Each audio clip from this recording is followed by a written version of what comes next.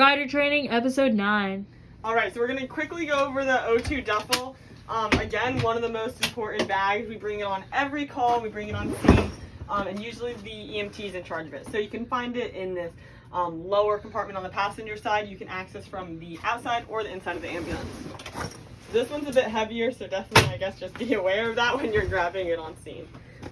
Like Veda did with episode 8, we're just going to quickly go over everything. I really recommend that you go over this in person, you look through it, and you look through everything that's on your packet. So I guess we'll start with these few side compartments. So one of them is going to have 3 BVMs. Super important to know where these are quickly. You're going to have an adult, pediatric, and an infant. And HEPA filters. And HEPA filters now, which are super important. They just keep us safe on call. Then if we move on to our little compartment, this is kind of sometimes miscellaneous, but it definitely should have a bulb syringe as well as a pocket mask. Those are the 2 most important things I would say. But sometimes you'll find some extra stuff in there as well.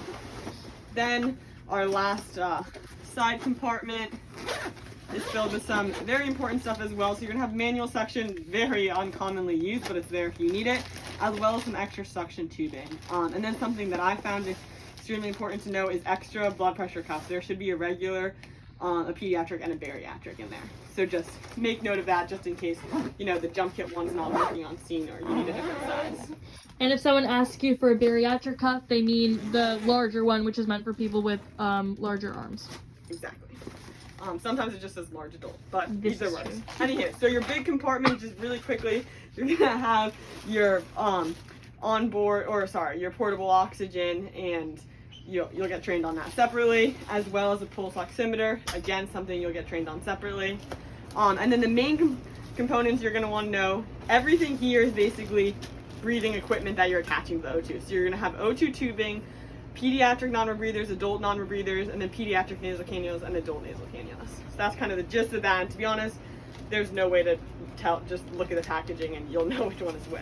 And then lastly, you're going to have these 2 compartments up here. So one is mostly airway. So you're going to have oral airway. You're going to have hard suction tubing and then soft suction tubing as well. And there's different sizes. So just make sure you're looking at that when your EMT asks for it. And then as well, you're just gonna have nasal airways, and then that should come with lubrication jelly. Oh, there you go. They do have it in there. And that just kind of goes with it. If your EMT asks for a nasal airway, they expect that you have that as well. That's it.